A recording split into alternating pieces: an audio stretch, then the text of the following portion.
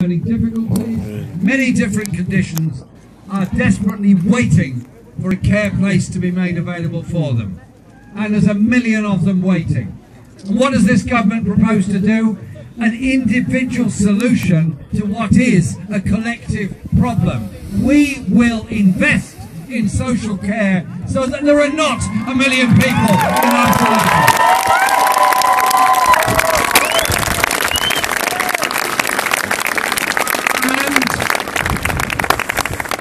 And for younger people, I say this.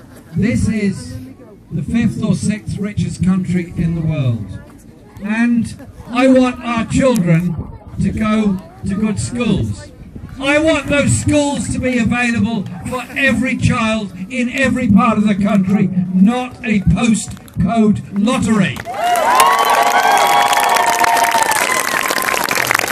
And so it absolutely breaks my heart talking to head teachers all around the country, and indeed I went to the head teachers conference to talk to them about this. The school's funding formula. The right old mealy-mouth thing is that, isn't it? But the reality of that funding formula and the way it's been changed is that many schools are having less money per pupil than they did in the past. That means what?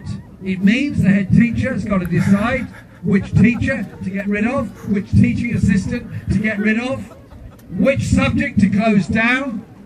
And for those children, that is catastrophic, because you only have one childhood, one chance, one time you're in school. And so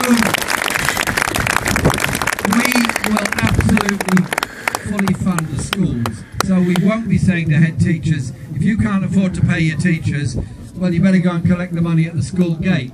Because do you know what? If you're rich, you can afford to pay at the school gate. If you're poor, you can't. But your children are equally valuable to you, to all of us.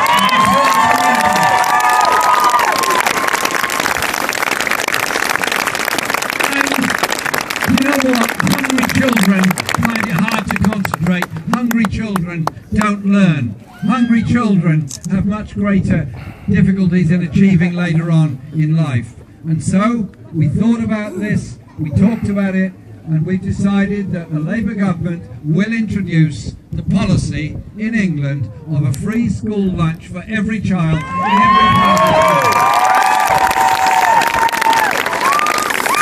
And that means those children will eat that lunch together.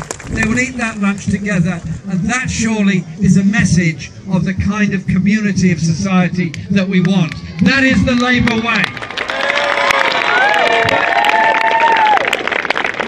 Education isn't just about the subjects you learn in school, obviously important as that is. It's also about the imagination and the creativity.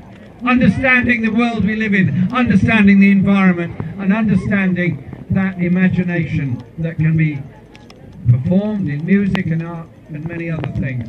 So on Monday, we're going to be announcing our policy of a pupil arts premium for every school in the country. This idea has been carried out in, say, primary schools in Liverpool and other places, and I'm very proud of it because I want all children to be able to learn music, to develop their own creativity, because that makes them better at all the other things they do. And surely to goodness, in this, the music capital of the world, you have to do that. Steve Roller is a great singer. So we say that because that is what we intend to do. And what do the Tories offer? Well, they're a really 21st century party, you know. You've got to get used to it and show proper respect to them. Yes, we're in the 21st century, but they're absolutely on it. Their priorities, two very important priorities, are to bring back fox hunting and bring back grammar schools. Well, that's cutting edge stuff for you.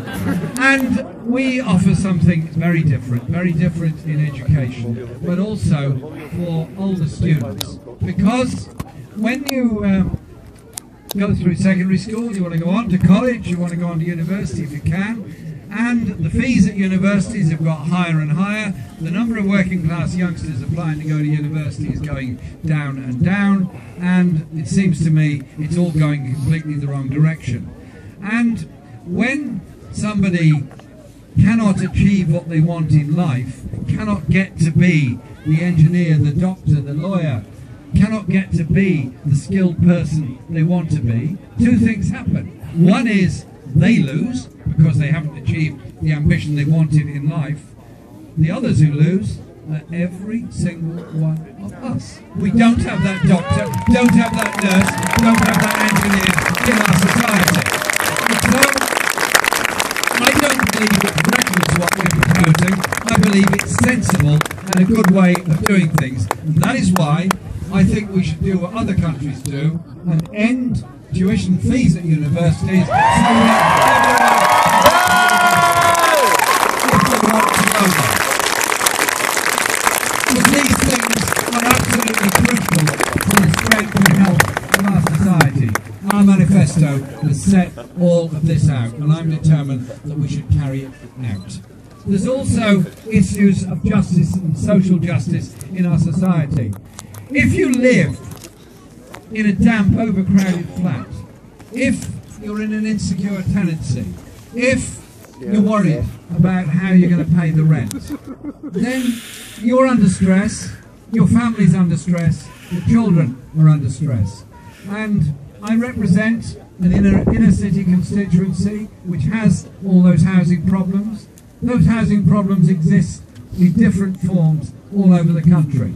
And so I am very determined that the Labour government will build on the achievements of the past, and we will build the housing that's necessary. Over the lifetime of the first Parliament, we'll build 1 million homes, half of which will be for social rent.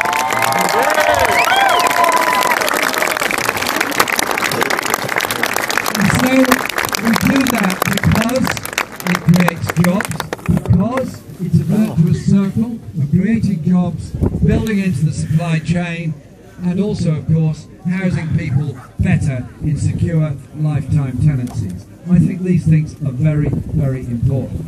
Now, an election is about how you deal with the services and the needs that people have, and I've absolutely outlined that. It's also what you do for the economy of the future.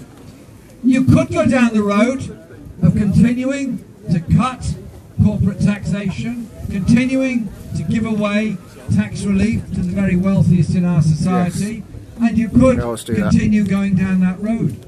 But at the end of it, what have you got? You've got less manufacturing industry, you've got less industry, you've got greater levels of inequality in society, you have greater anger amongst so many people who can't achieve what they want to do.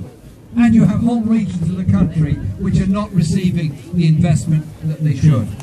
So our primary first off objective on the economy is to establish an investment bank for the whole country with a regional investment bank that will build the railway lines and infrastructure necessary for all the will invest in broadband and will support manufacturing industry, and will negotiate a trade access agreement with the European Union so the manufacturing jobs that are so crucial on Merseyside will be protected by a Labour government. So it's about how we deal with the economy and how we deal with our rights in society. Our rights in society have been hard won. Those that formed trade unions in the dark days of the 19th and early 20th century and fought for justice and workers' rights. Those rights are not ours to give away. Those are our rights to support and defend. And so, on May the 1st, Becky Long-Bailey produced our Workers' Charter for this election campaign, which includes many things, but it specifically is about the rights of representation at work. It's also about a living wage that means something. So a £10 an hour living wage is what we want to achieve. Because that gives people obviously better pay and greater dignity at work. and enables us to go forward as a society and as a community. But all this requires determination to rebalance things. And so, when they say, well, your programme is very expensive, yeah, it is. But the cost of not doing it is even higher for all those whose ambitions are not achieved. And so, 95% of the population will not get an increase in taxation, national insurance or VAT. The corporate taxation rate will go up to slightly less than it was in 2010, because what we're saying is the austerity imposed after 2008 has been paid for on the backs of frozen wages, poverty, bad housing, underfunding of local government, health and so much else. So we will redress that imbalance. That is what this election campaign is all about. It's about the kind of world and kind of society we want to live in. And so, if I can give you this message, we now have an election 2 weeks next Thursday. The postal vote ballot papers go out in a week's time. People will be voting in a week's time in this election. This election is a chance for everybody. To those young people, and it's mainly young people who have not yet registered to vote, whoever you are, wherever you are, whether you're well housed or homeless, please register to vote by midnight on Monday. We need you all on the register. Well, I'm very pleased to say the last time I was given figures on this, more than 2 million people had registered since this election was announced.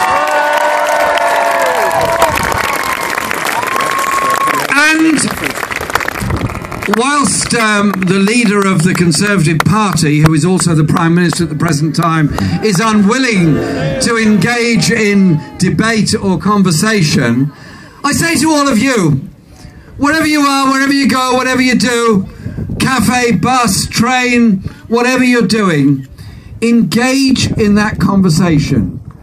Do you want to live in a country that glories in injustice and poverty and inequality? Or do you want to do something very, very different?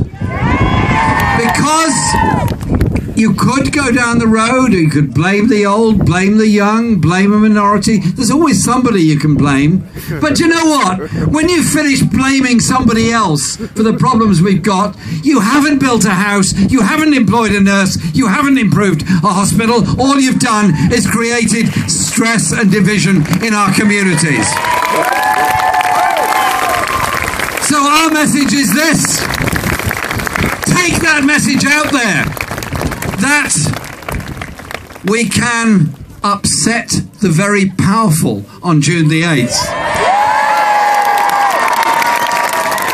By electing Labour MPs, by electing a Labour government, by electing a government that will work for the good of all, not the benefit of the few. By electing a government that will take up the challenges we all face every day, but will be absolutely rooted in where that power comes from. And that power, that authority, comes from those that have put MPs there, i.e. all of us here today. So, let's go for it! Let's go for it!